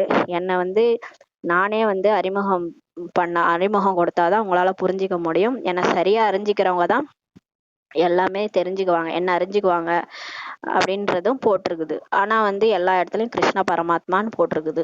அப்ப கிருஷ்ணர் உடம்புல இருக்கும்போது அப்ப பிறப்பிறப்பற்றவர்னு எப்படி சொல்ல முடியும்? இந்த மாதிரி நிறைய விஷயங்கள் முன்பின் முரண்பாடா பகவத்கீதையில இருக்குது. இது எல்லாமே நம்ம படிச்சாலே புரியாத. பாபா சொல்றாரு, கீதையில கொஞ்சம் சொற்கள் மாவுல உப்பு கலந்தது போல இருக்குது சொல்லி சொல்றாரு. உண்மை இல்லாத மாதிரி இருக்குது அப்படின்னு பாபா சொல்றாரு. இதனாலதான் பெரிய பிழை ஏற்பட்டு விட்டது சொல்றாரு. உண்மையா கீதை சொன்னது யாரு, அந்த அந்த உண்மை மட்டும் தெரிஞ்சிச்சுன்னா உலகத்துக்கே தெரிஞ்சிடும் சிவன் தான் கடவுள்ன்றது சொல்லி பாபா சொல்றாரு. இந்த அகண்ட உலகம் எவ்வளவு பெரியது பாருங்க, புத்தியில வரணும்னு சொல்லி பாபா சொல்றாரு. எவ்வளவு பெரிய உலகம், எவ்வளவு மனிதர்கள், இவற்றில் எதுவும் பிறகு மிச்சமே இருக்காது சொல்லி சொல்றாரு. நம்ம பாருங்க, அப்படியே ஒரு நிமிஷம் பூமியில இருந்து வெளியில பார்த்தோம்னா எவ்வளவு 800 கோடி பேர், எவ்வளவு பெரிய உலகம் பாருங்க. ஆனா பாபா சொல்றாரு, இதுல ஒண்ணு கூட மிச்சம் இருக்காது, எல்லாம் அழிஞ்சு போயிருன்றாரு. எந்த ஒரு கண்டத்தின் பெயர் அடையாளமே இருக்காது விநாசம் முடிஞ்சோனேன்னு சொல்லி சொல்றாரு. நாம் சொர்க்கத்தின் எஜமானாக ஆகிறோம். இரவும் பகலும் இந்த குஷி இருக்க வேண்டும் சொல்லி பாபா சொல்றாரு. ஞானமும் மிகவும் சுலபமானது, சொல்லி புரிய வைப்பவர்கள் மிகவும் திறமைசாலிகளாக இருக்க வேண்டும் சொல்லி சொல்றாரு. ஞானம் ரொம்ப ஈஸி தான், ஆனா அதை சொல்லி புரிய வைக்கிறவங்க பாபா நினைவுலே இருந்து சொல்லி புரிய வைக்கணும். ஆத்மான்னு ஆத்மாவை பார்த்து சொல்லி புரிய வைக்கும் போது ஈஸியா புரிஞ்சிடும். திறமைசாலிகளா இருக்கணும்னு சொல்லி சொல்றாரு. அநேக விதமான யுக்திகள் உள்ளன. பாபாவும் டெய்லி யுக்தி சொல்லிட்டு தான் இருக்கிறாரு. பாபா சொல்கிறார், நான் உங்களை மிகவும் ராஜதந்திரம் உள்ளவராக ஆக்குகிறேன். இப்ப பாருங்க பாபா யுக்தி யுக்தியா சொல்லி கொடுத்து யுக்தி யுக்தா நம்மளை மாத்துறாரு, ராஜ தந்திரம் உள்ளவங்களா மாத்துறாரு. நமக்குன்னு ஒரு மந்திரி எல்லாம் தேவையில்ல, நம்மளே அந்த அளவுக்கு இந்த தந்திரசாலியா ஆக்கிட்டு இருக்கிறேன்னு சொல்லி சொல்றாரு. அவர்கள் தேசத்தின் தூதரை என்கிறார்கள். தேசத்தின் தூதர் அப்படின்லாம் சொல்றாங்க. ஆக குழந்தைகளின் புத்தியில் நினைவு இருக்க வேண்டும் சொல்லி சொல்றாரு. ஆனால் அதனால பாபா நம்ம எப்பயுமே நம்ம என்ன நினைக்கணும், புத்தியில அந்த நினைவு இருக்கணும். ஓஹோ, எல்லையற்ற தந்தை நமக்கு கட்டளை இடுகின்றார், நீங்கள் தாரணை செய்து மற்றவர்களுக்கும் பாபாவின் அறிமுகத்தை கொடுக்கிறீர்கள் சொல்லி சொல்றாரு. நீங்க எப்பயுமே நினைவுல வச்சுக்கோங்க, நமக்கு அப்பாவே கடவுளே வந்துட்டாரு, நமக்கு கட்டளை இடுறாருன்ட்டு புரிஞ்சுக்கோங்க. யாரோ இந்த சிஸ்டரோ இந்த பிரதரோ நமக்கு சொல்றாங்கன்னு நினைக்காதீங்க, கடவுள் தான் நமக்கு கட்டளை இடுறாருன்னு நினைச்சுக்கோங்க. நீங்க தாரணை செஞ்சு மற்றவங்களையும் பாபாவுடைய அறிமுகத்தை கொடுக்குறீங்க. உங்களை தவிர பாக்கி உலகம் முழுவதுமே நாஸ்திகர்கள் தான் சொல்லி சொல்றாரு. யாருமே கடவுளே தெரிஞ்சுக்கல, அப்படி எப்படி ஆஸ்தி அடைவாங்க? உங்களை தவிர மீது எல்லாருமே நாஸ்திகர்கள். உங்களிலும் கூட நம்பர்வார் தான் இருக்கிறீங்க, எல்லாருமே ஆஸ்தி அடைய மாட்டீங்கன்றாரு. நம்பினாதானே ஆஸ்தி கிடைக்கும், கடவுளை நம்பலன்னா ஆஸ்தி கிடைக்காது. நம்பர்வார் தான் நம்புறீங்கன்னு சொல்லி சொல்றாரு. சிலரோ நாஸ்திகராகவும் இருக்கிறார்கள் இல்லையா, சிலர் பிகேஸ்லேயே சிலர் நாஸ்திகராகவும் இருக்கிறாங்கன்னு சொல்லி சொல்றாரு. பாபாவை நினைவு செய்வதே இல்லை, ஏன்னா பாபா நினைக்கிறதே இல்லை. அவங்களே சொல்றாங்க, பாபா எங்களுக்கு நினைவு மறந்து போகிறது என்று கூட சொல்றாங்க. ஆக நாஸ்திகர் ஆகிறார்கள் இல்லையா. கடவுள் யார் நினைக்கிறாங்களோ அவங்கதான் ஆஸ்திகர், நினைக்காதவங்க நாஸ்திகர்ன்ற மாதிரி இந்த முரளியில பாபா சொல்றாரு. உங்களை இளவரசராக ஆக்குகின்ற அப்படிப்பட்ட தந்தையின் நினைவு வருவதே இல்லையா என்ன சொல்லி கேக்குறாரு. பாருங்களேன், உங்களை எப்படி எல்லாம் நான் ஆகுறேன், சொர்க்கத்துக்கே போக போறீங்க, அடுத்த பிறவில இளவரசனா ஆக போறீங்க, அப்படிப்பட்ட தந்தைய போய் நினைக்கிறது இல்லையா அப்படின்னு சொல்லி கேக்குறாரு. இதை புரிந்து கொள்வதற்கு கூட பெரிய விஷால புத்தி வேண்டும் சொல்லி பாபா சொல்றாரு. பாருங்க, நம்ம இந்த ஒரு லைனை புரிஞ்சுக்கிறது கூட பெரிய விஷால புத்தி வேணும். ஏன்னா கடவுள் தான் வந்துட்டாரு, ஆமா உண்மையா என்னதான் இளவரசனா ஆக்க போறாரு, அடுத்த பிறகு நான் சொர்க்கத்துக்கு தான் போக போறேன், இதை நம்பணும் இல்லையா. இதை நம்பினாதான், இதை நம்பக்கூடிய விஷால புத்தி உடையவங்க தான் பாபாவை நினைப்பாங்கன்னு சொல்லி சொல்றாரு. பாபா சொல்கிறார், நான் ஒவ்வொரு 5000 ஆண்டுகளுக்கு பிறகுமே வருகின்றேன். எப்பயுமே நான் 5000 வருஷத்துக்கு சங்கம யுகத்துல வரேன். நீங்க எல்லாம் கஷ்டப்பட்டு என்னை பத்தித்த பாவனரே வாருங்கள்னு கூப்பிடும்போது நான் தான் வரேன்னு சொல்லி சொல்றாரு. உங்கள் மூலமாக தான் காரியங்களை செய்விக்கிறேன். நான் நானே செய்ய முடியாது, ஏன்னா எனக்கு உடம்பு இல்லை. நான் உங்க மூலமா தான் எல்லா காரியங்களையும் செய்விக்கிறேன்னு சொல்லி சொல்றாரு. அவருதான் நம்மளை செய்விக்கிறாரு, நம்மளா செய்யல இந்த வேலையை, அவர் நம்மளை செய்ய வைக்கிறாருன்னு சொல்லி சொல்றாரு. நீங்கள் எவ்வளவு நல்ல போர் வீரர்களாக இருக்கிறீர்கள், நீங்க பாருங்க எவ்வளவு நல்ல போர் வீரரா இருக்கிறீங்க. வந்தே மாதரம் என நீங்கள் பாடப்படுகிறீர்கள். கடைசியில உங்களுக்கு தான் புகழ் கூட பாடப்படுது. வந்தே மாதரம், பாரத மாதா கி ஜெய்ன்னு பாடுறாங்கன்னா அப்ப பாருங்க உங்களுடைய புகழ் அந்த அளவுக்கு இருக்குது. கடைசியில தான் அதெல்லாம் வெளிவரும் சொல்லி சொல்றாரு. நீங்கள் தான் பூஜைக்குரியவராக இருந்தீர்கள். உங்களை தான் கோயில்ல வச்சு அம்மன் சிலையெல்லாம் வச்சு வழிபடுறாங்களே, அது நீங்க தான். ஆனா பிறகு நீங்க தான் பூஜாரியாக ஆகிட்டீங்கன்னு சொல்லி பாபா சொல்றாரு. நீங்க தான் அதுக்கப்புறம் என்ன ஆயிட்டீங்க, 2500 வருஷம் கழிச்சு தூய்மை இழந்ததுனால பூஜாரி ஆயிட்டீங்க. அப்புறம் உங்களை நீங்களே இங்க வழிபட்டுட்டு வந்தீங்கன்னு சொல்லி சொல்றாரு. இப்போது ஸ்ரீமத் படி மீண்டும் பூஜைக்குரியவர்களாக ஆகி கொண்டிருக்கிறீர்கள். இப்ப பாபாவோட வழிப்படி நடந்து கடவுளே வந்துட்டாரு. இதுக்கு மேல விட்டா சரி வராது, இவங்க ரொம்ப தம்ம பிரதானமாயிட்டாங்க, நம்ம சரி பண்ணுவோன்ட்டு கிளம்பி வந்துட்டாரு. நம்மளை மீண்டும் பூஜைக்குரியவங்களா மாத்திட்டு இருக்கிறாரு. ஆகவே குழந்தைகளாகிய நீங்கள் மிகவும் அமைதியாக சேவை செய்ய வேண்டும் சொல்லி சொல்றாரு. இப்ப ரொம்ப அமைதியா இருக்கணும், சேவை செய்யணும். உங்களுக்கு அமைதியின்மையே இருக்கக்கூடாது, நீங்க டென்ஷனே ஆகக்கூடாதுன்றாரு. எந்த ஒரு விஷயத்திலும் அமைதியின்மை சலனமே ஏற்படக்கூடாது, எல்லாமே நீங்க அமைதியா தான் செய்யணும்னு சொல்லி சொல்றாரு. எதுக்கு டென்ஷன் ஆகுறீங்க, எல்லாமே பாபாவோட சேவை தான், பொறுமையா அமைதியா செய்யுங்க, டென்ஷன் ஆக வேண்டிய அவசியமே இல்லை சொல்லி சொல்றாரு.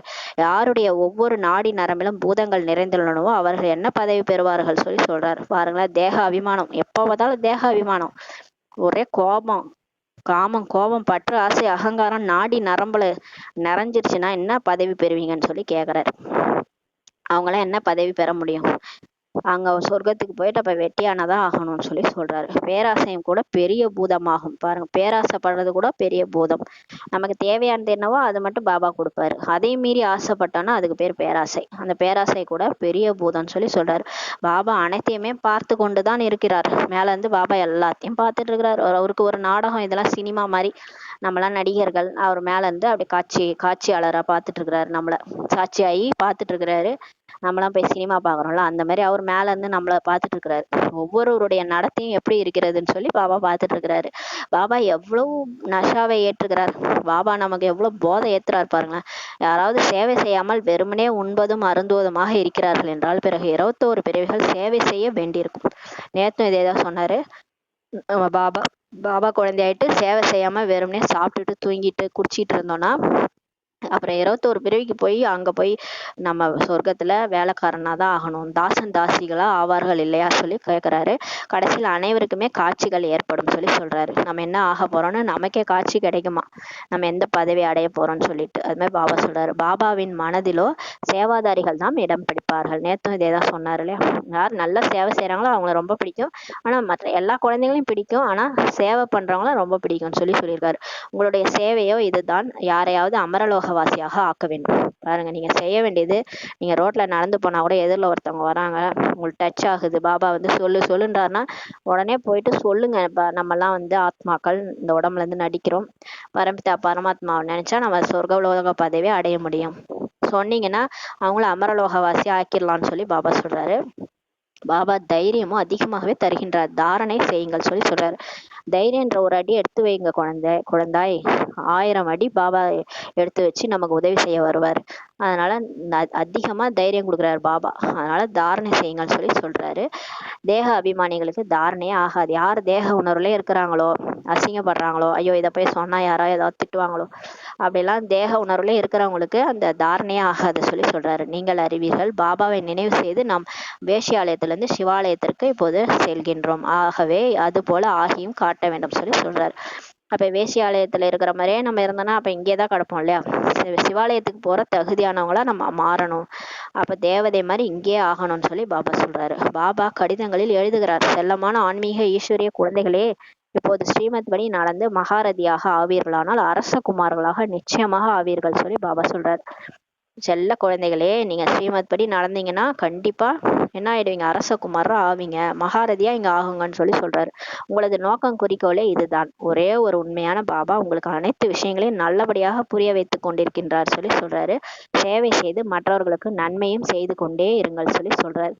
அதான் நமக்கு கிடைச்ச இன்பம் பெருகை வையகன்ற மாதிரி நமக்கு பாபா கிடைச்சிட்டாரு, மற்றவங்களுக்கும் அதே சொல்லிட்டோம்னா அவங்களும் நிம்மதியா இருப்பாங்கல்ல. அதனால சேவை செய்யுங்கன்னு சொல்லி சொல்றாரு. யோக பலம் இல்லை என்றால் பிறகு ஆசைகள் இருக்கும். நம்ம பாபாவே நினைக்கல, எப்பயும் போல சாதாரணமா வாழ்ந்துட்டு இருக்கிறோம்னா ஏதாவது ஆசை வந்துகிட்டே இருக்கும். இதை வாங்கலாமா, அதை வாங்கலாமா, எனக்கு இது வேணும் அது வேணும், அந்த மாதிரி எல்லாம் வந்துகிட்டே இருக்கும்னு சொல்லி சொல்றாரு. இது வேண்டும் அது வேண்டும் என்று ஆசைகள் இருக்கும்னு சொல்றாரு. அந்த குஷியே இருக்காது. குஷி போன்ற டானிக்கு வேறு எதுவுமே இல்லை என்று சொல்லப்படுகின்றது. பிரபுவின் குழந்தைகளுக்கும் மிகுந்த குஷி இருக்க வேண்டும். நான் கடவுளோடைய குழந்தை அப்படின்னா எவ்வளவு ஒரு போதை இருக்கணும், நஷா இருக்கணும், குஷி இருக்கணும்னு சொல்றாரு.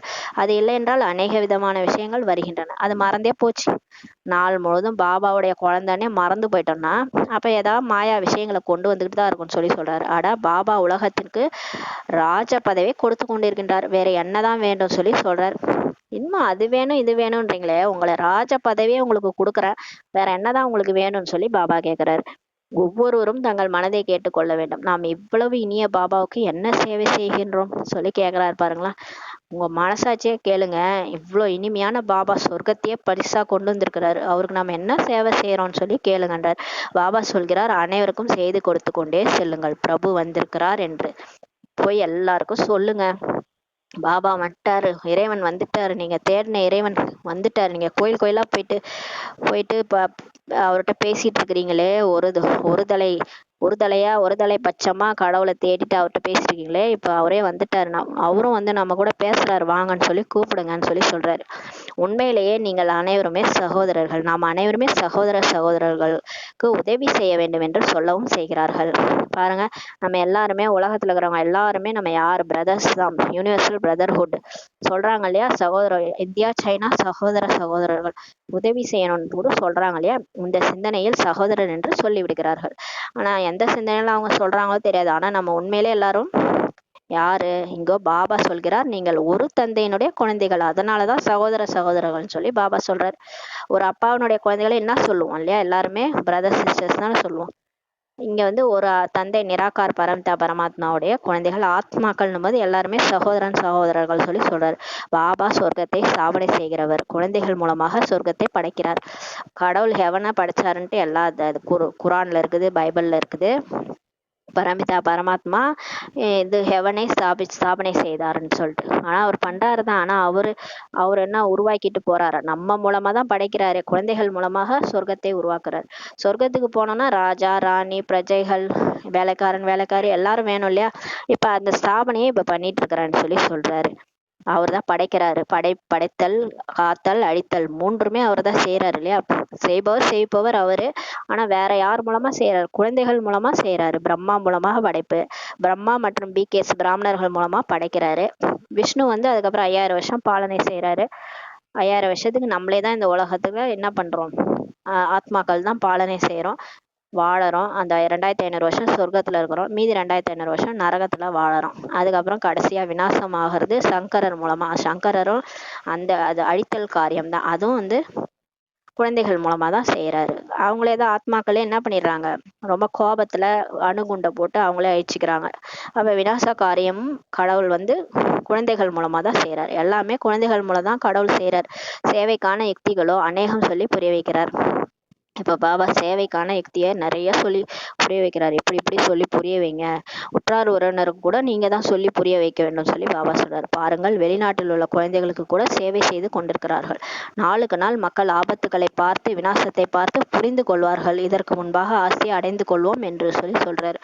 பாருங்க, வெளிநாட்டில் உள்ள குழந்தைக்கு கூட நிறைய பேர், அந்த ட்வின் சகோதரர்கள், இரட்டை நாட்டு சகோதரர்கள் எல்லாம் வெளிநாட்டுல இருந்து வந்து மதுபனுக்கு வந்து சேவை பண்றாங்க.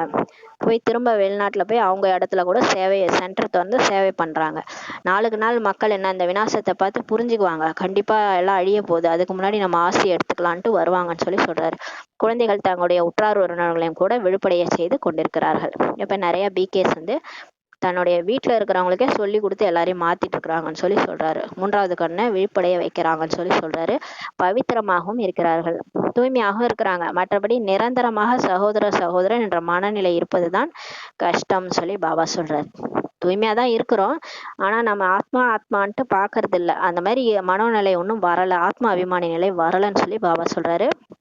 பாபாவோ குழந்தைகளுக்கு பிரபுவின் குழந்தைகள் என்று எவ்வளவு நல்லதொரு அடைமொழியை கொடுத்திருக்கின்றார். நமக்கு என்ன அடைமொழி கொடுத்திருக்காரு தெரியுமா பாபா? நம்ம யார் தெரியுமா? நம்மலாம் பிரபுவனுடைய குழந்தைகள், இறைவனுடைய குழந்தைகள்ன்ட்டு ஒரு அடைமொழியை கொடுத்திருக்கிறாரு. அப்ப தன்னைத்தான் பார்க்க வேண்டும். அப்ப நீங்க உங்களை நீங்களே பாருங்க. சேவை செய்யவில்லை என்றால் நம்ம என்னவாக ஆவோம் சொல்லி உங்களை நீங்களே கேட்டுக்கங்க. பாபா சேவை நம்ம செய்யலைன்னா என்ன ஆவோம்? சொர்க்கத்துல போய் எந்த பதவி அடையோன்ட்டு நீங்களே கேளுங்கன்றார். யாராவது சேமித்திருக்கிறார்கள் என்றால் அதை சாப்பிட்டு கணக்கு முடிந்து போனது, மேலும் அவர்களுடைய கணக்கில் ஏறுகின்றது சொல்லி சொல்றாரு. நிறைய நம்ம பாபா நினைவு பண்ணி சேமிச்சிருக்கிறோம்னா நம்ம போய் சென்டரா சாப்பிட்டு அந்த கணக்கு கூட முடிஞ்சு போயிடுது சொல்லி சொல்றாரு.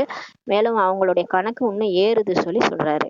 அதை நம்ம வந்து சாப்பிட்டோம்னா சேவை பண்ணணும், அட்லீஸ்ட் மனசா சேவையாவது பண்ணணும். மனதின் மூலமாவது பாபா நினைச்சு பூலோகம் உள்ள நம்ம வந்து ஷாலி கிரணங்களை பரப்பணும். அந்த 6 to 7, 7:30 வரைக்கும் கூட நம்ம செய்யலாம். காலையில 4 to 4:45 கூட மனதின் மூலமா சேவை செய்யலாம்.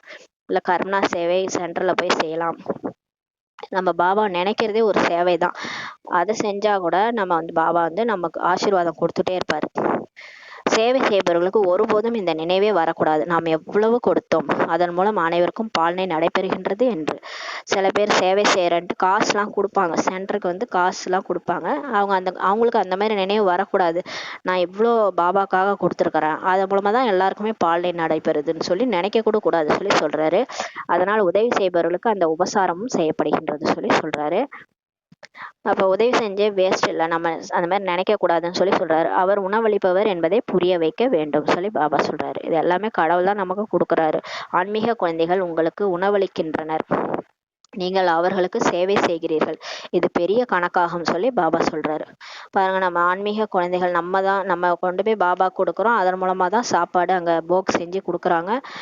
நீங்க வந்து அவங்களுக்கு சேவை செய்யறீங்க, இது கூட பெரிய கணக்குன்னு சொல்லி பாபா சொல்றாரு. மனதால சொல்லால செயலால அவர்களுக்கு சேவை செய்யவில்லை என்றால் அந்த குஷி எப்படி இருக்கும்னு சொல்லி பாபா சொல்றாரு. பாருங்க, நம்ம மனசாலையும் சேவை செய்யணும், சொல்லால வார்த்தைகளாலும் சேவை செய்யணும், செயலாலையும் சேவை செய்யணும். 3தாலையும் சேவை செய்யலைன்னா குஷி எப்படி வரும்னு சொல்லி பாபா கேக்குறாரு. இந்த மூணுத்துலயும் நம்ம சேவை செஞ்சாதான் நமக்கு அந்த நிரந்தர குஷி வரும்னு சொல்லி சொல்றாரு. மனதின் மூலமா நம்ம சேவை செய்யணும், வார்த்தைகள் மூலமா ஞானம் சொல்லணும், செயலின் மூலமா சென்டர்ல போயிட்டு ஏதாவது சேவை எடுத்து செய்யலாம். 3மே செஞ்சா ததிச்சி முனிவர் மாதிரி சேவையில உடம்ப கூட கொடுத்தாதான் அந்த குஷி வரும்னு சொல்லி சொல்றாரு. சிவபாபாவை நினைவு செய்து உணவை சமைக்கின்றனர் என்றால் அதனுடைய சக்தி கிடைக்கும் சொல்லி பாபா சொல்றாரு. பாபா நினைச்சு நம்ம சமையல் செய்யும் போது அந்த உணவுல கூட சக்தி வந்துரும் சொல்லி பாபா சொல்றாரு. மனதை கேட்டுக்கொள்ள வேண்டும், நாம் அனைவரையும் திருப்திப்படுத்துகிறோமா? இப்ப உங்களை நீங்களே மனசை கேளுங்க. நான் என் கூட இருக்கிறவங்களெல்லாம் திருப்தியா வச்சுக்கிறேனா, சந்தோஷமா வச்சிருக்கிறேனா, இல்ல நானே டென்ஷன் ஆகி எல்லாரையும் டென்ஷன் பண்றேனா? எல்லாத்தையும் நீங்களே கேட்டுக்காங்கன்னு சொல்றாரு. மகாரதி குழந்தைகள் எவ்வளவு சேவை செய்கிறார்கள். சென்டர்ல பாருங்க, நல்லா முயற்சி பண்ற சிஸ்டர்ஸ்லாம் இருக்காங்க. அவங்கலாம் எவ்வளவு சேவை செய்யறாங்கன்னு சொல்றாரு. பாபா ரெக்சினில் சித்திரங்களை உருவாக்க செய்கின்றார். ரெக்சின் ஒரு ஒரு இது இருக்குது, திரவியம். அதுல சித்திரங்களை உருவாக்க செய்யறார் பாபா. அது ஒருபோதும் அந்த ரெக்சின் ஷீட் கிழியவோ உடையவோ செய்யாது சொல்றாரு. அந்த மாதிரி ஷீட்ல சித்திரங்களை உருவாக்க வைக்கிறார் பாபா. பாபாவின் குழந்தைகள் அமர்ந்துள்ளனர், அவர்களாகவே அனுப்பி விடுவார்கள். பாபா பிறகு பைசா எங்கிருந்து கொண்டு வருவார்? பாருங்க, பாபாவின் குழந்தைகள் எல்லாம் சென்டர்ல உட்கார்ந்துருக்காங்க, நிறைய பேர் வராங்க. ஆனா பாபா பைசா எங்க இருந்து வரும்? இந்த சென்டர் எல்லாமே எப்படி நடைபெறுகின்றன பாபா கேட்கிறாரு. குழந்தைகள் தான் நடத்துகின்றனர் இல்லையா? இப்ப ஒரு சென்டர் நடக்குதுன்னா அதை யார் நடத்துறாங்க? பாபா குழந்தைகள் தான் நடத்துறாங்க. அவங்கதான் வாடகை கொடுக்குறாங்க, அவங்கதான் சமையலுக்கு காசு கொடுக்குறாங்க, அவங்கதான் சமைக்கிறாங்க, அவங்கதான் போக வைக்கிறாங்க. பாபா நினைவுல எல்லாம் செஞ்சு பாபாவுக்காக கொடுக்குறாங்க. பாபா கொடுக்குறாங்க. பாபா கொடுத்ததுதான் பாபாவுக்கே கொடுக்குறாங்க இல்லையா? பாபா போன கல்பத்துல என்ன கொடுத்தாரோ அதை தான் அவங்க செய்யறாங்க. நான் செய்யறேன்னு கூட அதை சொல்லக்கூடாதுன்னு பாபா சொல்லியிருக்கிறாரு. அட, நான் வள்ளல் தானே, நான் எனக்கே நீங்க கொடுத்தேன்னு சொல்றீங்களான்னு கேட்டார் இல்லையா போன முரளியில. அதனால நான் பாபா கொடுக்குறேன்ற எண்ணம் கூட வரக்கூடாது சொல்றாரு. இப்ப ஆனா குழந்தைகள் தான் நீங்க இந்த சென்டர் நடத்துறீங்க இல்லையா கேக்குறாரு. சிவபாபாக்கு எங்க இருந்து வரும்? அவரு தான் நிராகாரா இருக்கிறாரு இல்லையா? அவர் நம்மள செய்பவர் அவரு, நம்ம ஆட்டுவிப்பவர் அவரு, நம்ம ஆடுற பொம்மை. அதான் பாபா சொல்றாரு. சிவபாபா சொல்கிறார், என்னிடமும் ஒரு சோடி கூட இல்லை. இன்னும் போக போக தாங்களாகவே சொல்வார்கள், எங்களுடைய கட்டிடத்தை நீங்கள் பயன்படுத்தி கொள்ளுங்கள் என்று. இன்னும் போக போக பாருங்களேன், எல்லாம் வருவாங்க. பணக்காரர்கள்லாம் இந்த மண்டபத்தை எடுத்துக்கோங்க, இந்த கட்டிடத்தை நீங்க எடுத்துக்கோங்கன்னு சொல்லுவாங்க கடைசியில. ஏன்னா அந்த அளவுக்கு விநாசம்லாம் நெருங்கிடும். நடக்கிற விஷயத்த பார்த்தா இங்க பிரம்மகுமாரிகள் இயக்கத்துல சொல்ற விஷயம் தான் நடக்குது. அப்ப இங்கதான் இறைவனே இருக்கிறாரு அப்படின்னு புரிஞ்சுக்குவாங்க. எங்க கட்டிடத்தை கூட நீங்க சென்டரா எடுத்துக்காங்கன்னு கேட்பாங்க. அப்ப நம்ம சொல்லுவோம்னு சொல்றாரு. நீங்கள் சொல்வீர்கள், இப்போது டூ லேட் ஆகிவிட்டது என்று, மிகவும் தாமதமாகிவிட்டதுன்ட்டு நம்ம சொல்லுவோம். ஏன்னா முடிய போகுது, கிளைமேக்ஸ் வந்துருச்சு. பாபா காட்சி காமிச்சு டிராமாவே முடிச்சிடுவாரு. யாரெல்லாம் முயற்சி பண்ணாங்களோ அவங்க என்னென்ன பதவி அடைய போறாங்கன்ட்டு காட்சி தெரியும். பாபாவும் பிரத்யட்சம் ஆயிடுவாரு. அப்புறம் விநாசம் நடக்கும், முடிஞ்சிடும், எல்லாரும் கிளம்பிடும். அந்த டைம்ல போயிட்டு வாங்க இந்தாங்க இந்த கட்டிடம் எடுத்துக்காங்கன்னு சொன்னா கிளாஸே எடுத்து முடிச்சாச்சு, இதுக்கப்புறம் என்ன கிளாஸ் எடுக்கிறது? அப்ப போய் கொடுத்தா என்ன பண்றது? அப்ப நம்ம சொல்லுவோம், என்ன வேண்டாங்க, மிகவும் தாமதம் ஆயிடுச்சு, டூ லேட் ஆயிடுச்சுன்னு நம்ம சொல்லுவோம்னு சொல்றாரு. பாபா ஏழை பங்காளராக இருக்கிறார். பாபா பாருங்க, ஏழைகளுக்கு தான் பங்காளனா இருக்கிறார். ஏழைகளிடம் எங்கிருந்து வரும்? ஏழைகள்கிட்ட காசே இருக்காது இல்லையா? ஆனா பாபாவுக்கு ஏழைகளோட காசு மேலதான் கண்ணா இருக்கும். அதனாலதான் அந்த இவரு கூட சுதாமா அவனுடைய அவளை பார்த்துதான் கிருஷ்ணருக்கு கண்ணா இருந்துச்சு. ஏன்னா அவரு கிருஷ்ணன் மறைச்சு வச்சாரு, அதுலதான் அவர் கிருஷ்ணர் அதை தான் கேட்டாரு. அதை கொடுத்த உடனே மாளிகை கொடுத்துட்டாருல. அந்த மாதிரி இங்க ஏழை குழந்தைகள் யாரெல்லாம் அந்த மாதாஸ் இருக்காங்களே, நேத்து கூட சொன்னாரு, 8 அண்ணாவை எடுத்தாந்து பாபா இதுல ஒரு செங்கல் வாங்கிக்காங்கன்னு சொன்னாங்க. அந்த ஒரு செங்கலுக்காக நான் ஒரு 8 அண்ணாவுக்காக ஒரு மாளிகையை நான் உங்களுக்கு கொடுப்பேன்னு சொன்னாரு இல்லையா? சிலரோ கோடீஸ்வரராகவும் பல மடங்கு கோடிகளுக்கு அதிபதிகளாகவும் இருக்கிறாங்கன்னு சொல்றாரு. அவர்களுக்கு இங்கேயே சொர்க்கம் உள்ளது. இப்ப பாருங்க, கலியுகத்துல நிறைய பேர் பல மடங்கு கோடீஸ்வரனா இருக்கிறாங்க. அவங்க என்ன நினைச்சுக்கிறாங்க, இதுதான் சொர்க்கம்ட்டு. ஆனா இது மாயாவினுடைய பகட்டு ஆகும் சொல்றாரு. மாயா அவங்கள என்ன பண்ணுது, மயக்கி வச்சிருக்குது. ஆனா உண்மையிலே மாயா என்ன பண்ணிடும், சரி ஓங்கி விட்டோம், கடைசியா விழுந்துருவாங்க எல்லாருமே. நம்ம ஈஸ்வரனோட இருக்கிறது தான் பாதுகாப்புன்னு சொல்றாரு. அதனுடைய வீழ்ச்சி இப்போது நடந்து கொண்டிருக்கிறது. அப்ப மாயாவே வீழ போகுது, மாயாவுக்கே அழிவு வந்துருச்சுன்னு சொல்றாரு. பாபா சொல்கிறார், நீங்கள் முதலில் பிரபுவின் குழந்தைகளாக ஆகியிருக்கிறீர்கள். இப்ப நம்ம பாபா குழந்தைகள் ஆயிருக்கணும், பிறகு போய் அரச குமாரர்களாக ஆவீங்க பாபா சொல்றாரு. பிரின்ஸ் ஆக போறீங்க, ஆனால் அந்த அளவுக்கு சேவையும் செய்து காட்டுங்களேன்னு சொல்றாரு. பாருங்க, சொர்க்கத்துல போயிட்டு அரச குமாரன் ஆகணும்னு ஆசையா இருக்குது இல்ல, போய் ஒரு 2 கிரீடம் வச்சுக்கிட்டு உக்காரணும்னு ஆசையா இருக்குல்ல. அப்ப அந்த அளவுக்கு சேவையும் செய்து காட்டுங்களான்னு சொல்றாரு. மிகுந்த குஷியில் இருக்க வேண்டும், ரொம்ப குஷியா இருக்கணும். டெய்லியுமே அந்த நஷா போத குஷி இருக்கணும். என்ன இருக்கணும்? நான் தான் இறைவனுடைய குழந்தைன்ற அந்த குஷி இருக்கணும்னு சொல்றாரு பாபா. நாம் பிரபுவினுடைய குழந்தைகள், பிறகு ராஜகுமாரர்களாக ஆக போகிறவர்கள். நம்ம இறைவனுடைய குழந்தைகள், நம்ம ராஜகுமாரா ஆக போறோம். எப்போது அநேகருக்கு சேவை செய்யறீங்களோ அப்போதுதான் ராஜகுமாரா ஆவீங்கன்னு சொல்றாரு. நம்ம இந்த ஞானத்தை போய் நிறைய பேருக்கு சொல்லி புரிய வச்சு அட்லீஸ்ட் பிரஜைகளாவது உருவாக்கணும். அப்பதான் நம்ம ராஜகுமாரா ஆவோம்னு சொல்றாரு. குஷி எவ்வளவு அதிகரிக்க வேண்டும்.